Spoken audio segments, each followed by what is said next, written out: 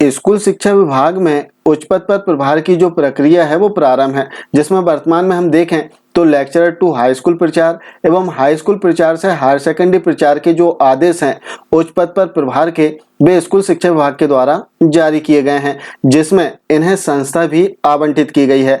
अब आदेश की यदि हम बात करें तो आदेश में ज्वाइन करना, जिस संस्था के लिए इनका आदेश हुआ है उस संस्था में ज्वाइन करना अनिवार्य था। जैसे आदेश में हम देखें तो बताया गया था कि संबंधित लोक सेवकों को आवंटित संस्था के लिए तत्काल प्रभाव से कार्यमुक्त किया जाता है। तो इस प्रकार से लोक सेवकों को जिस संस्था के लिए आदेश हुआ है उस संस्था में ज्वाइन करना अनिवार्य था, तभी इनका आगामी माह का जो वेतन है वो आहरित किया जाता नवीन पदांकित संस्था से। लेकिन अब इस बाध्यता को, ज्वाइनिंग की जो बाध्यता है, अब इसे समाप्त कर दिया गया है। और इस संबंध में हम देखें तो एक बहुत ही महत्वपूर्ण आदेश लोक शिक्षण संचालनालय मध्य प्रदेश भोपाल के द्वारा 8 अगस्त 2023 को प्रदेश के समस्त जिला शिक्षा अधिकारी के लिए जारी किया गया है, जिसमें उच्च पद पर प्रभार की जो कार्रवाई है, इसकी काउंसलिंग की जो प्रक्रिया है वो बताई गई है। जैसे हम देखें तो इसमें सबसे पहले बताया गया कि प्रशासकीय आधार पर यह निर्णय लिया गया है कि जारी आदेश में उल्लेखित सभी लोक सेवकों से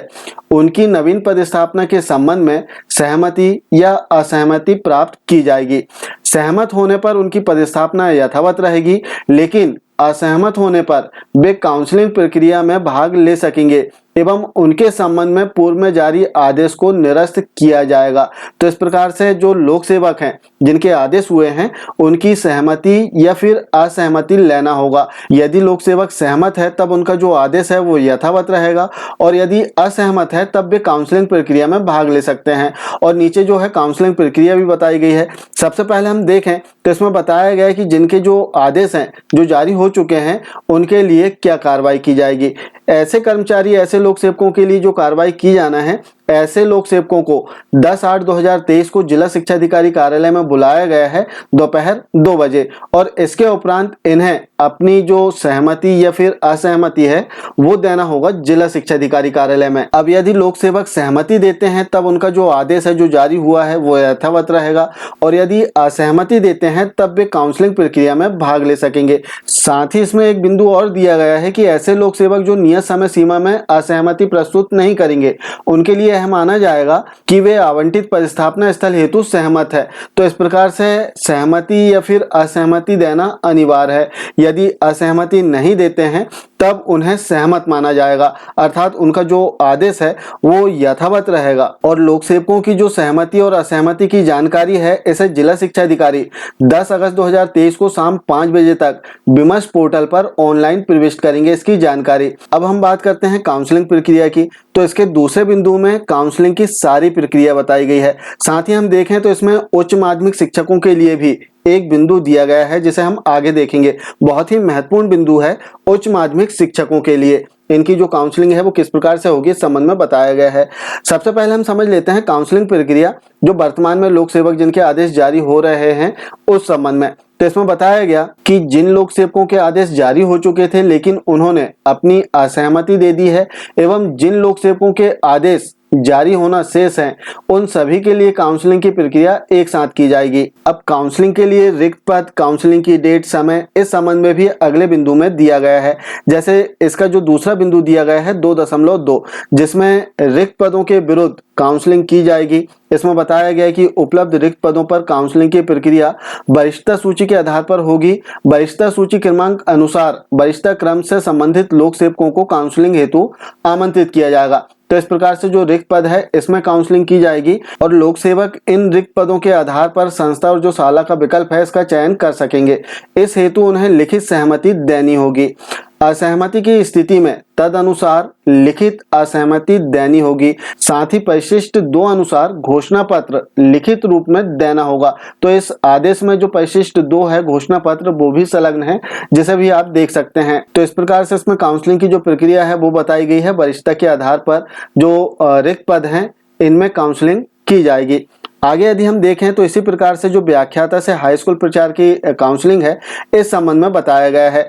अब इसके आगे के बिंदु में हम देखें तो काउंसलिंग की जो डेट, समय और स्थान इस संबंध में जानकारी दी गई है। जैसे हम देखें तो इसका 2.4 बिंदु हाई स्कूल प्रचार से हायर सेकेंडरी प्रचार पद के उच्च पद प्रभार हेतु काउंसलिंग प्रक्रिया दिनांक 13 अगस्त 2023 को प्रत्येक जिला शिक्षा अधिकारी कार्यालय में की जाएगी।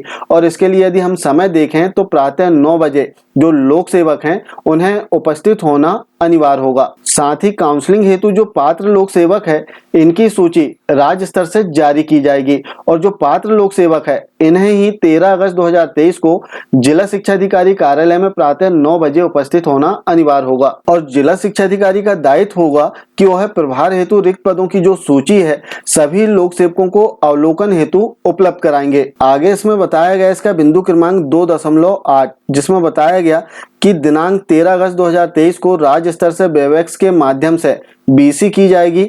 इसमें जिला शिक्षा अधिकारी उनके जिले के वरिष्ठता सूची अनुसार लोक सेवकों के साथ उपस्थित रहेंगे। इस बीसी में मेरिट क्रम में संबंधित लोक सेवकों को आमंत्रित कर उनके द्वारा चयन की गई साला एवं उसकी लिखित सहमति के बारे में पुष्टि होने पर रिक्त पद की उपलब्धता की स्थिति में उस संस्था स्कूल को आवंटित किया जाएगा। तो इस प्रकार से जो काउंसलिंग है वो बीसी के माध्यम से ही होगी ऐसा कह सकते हैं, क्योंकि बीसी में इसकी जो मॉनिटरिंग है वो की जाएगी। और जो बीसी है इसमें सभी पात्र लोक सेवकों को उपस्थित होना अनिवार्य होगा। विलंब से उपस्थिति की स्थिति में यदि उनकी वरिष्ठता क्रम से आगे की प्रक्रिया हो चुकी हो तो उनके किसी भी दावे पर विचार नहीं किया जा सकेगा, अपितु तत्समय उपलब्ध रिक्त पदों पर ही विकल्प मान किया जा सकेगा। तो इस प्रकार से यदि लेट हो जाते हैं तो जो रिक्त पद शेष हैं उनमें ही विकल्प आप चयन कर सकते हैं। इसके अतिरिक्त एक और महत्वपूर्ण बिंदु इसमें दिया गया है कि बीसी में अनुपस्थित को सहमत मानते हुए रिक्त पदों पर प्रशासकीय आधार पर उच्च पद प्रभार हेतु पदस्थापना की जा सकेगी। तो महत्वपूर्ण बिंदु है कि यदि बीसी में पात्र लोक सेवक अनुपस्थित रहते हैं तब प्रशासकीय आधार पर उनकी पदस्थापना किसी भी संस्था में की जा सकेगी। अब हम देखते हैं उच्च माध्यमिक शिक्षकों के लिए जो बिंदु दिया गया है। जैसे हम देखें तो इसका बिंदु क्रमांक 2.9 जिसे हम पूरा पढ़ेंगे, जिसमें बताया गया कि हाई स्कूल से हायर सेकेंडरी प्रचार के पद पर काउंसलिंग दिनांक 13/8/2023 को की जाएगी। प्रक्रिया पूर्ण होने के उपरांत व्याख्याता एवं उच्च माध्यमिक शिक्षक से प्राचार्य हाई स्कूल के लिए उपरोक्त प्रक्रिया अनुसार ही काउंसलिंग की कार्रवाई की जाएगी। इसके लिए पृथक से दिनांक सूचित की जाएगी। तो इस प्रकार से हम देखें तो जो काउंसलिंग की प्रक्रिया है जो अभी होना है 13 अगस्त 2023 को, इसके उपरांत व्याख्याता और उच्च माध्यमिक शिक्षकों की जो काउंसलिंग प्रक्रिया है वो की जाएगी। और काउंसलिंग की प्रक्रिया भी बताया गया है कि सेम वैसे ही जैसे बीसी के माध्यम से बताया गया लगभग इसी प्रकार से इनकी भी जो काउंसलिंग है वो होगी। तो इस प्रकार से हम देखें तो एक बहुत ही महत्वपूर्ण आदेश लोक शिक्षण संचालनालय मध्य प्रदेश भोपाल के द्वारा जारी किया गया है, जिसमें उच्च पद पर प्रभार के जो आदेश हुए हैं इनमें ज्वाइनिंग की बाध्यता को अब समाप्त कर दिया गया है। इसके लिए अब लोक सेवकों की सहमति या फिर असहमति लेना अनिवार्य होगा और असहमति की स्थिति में जो लोक सेवक हैं इनकी काउंसलिंग की जाएगी, जिसकी पूरी कार्रवाई इस आदेश में बताई गई है। और इस आदेश को आप वीडियो के डिस्क्रिप्शन बॉक्स से भी डाउनलोड कर सकते हैं। ये थी उच्च पद पर प्रभार के जो आदेश हैं इसमें ज्वाइनिंग की बाध्यता समाप्त करने संबंधी एक महत्वपूर्ण जानकारी। आशा है जानकारी आप समझ पाए होंगे। मिलते हैं कुछ इसी प्रकार की जानकारियों के साथ में नेक्स्ट वीडियो में। तब तक के लिए जय हिंद।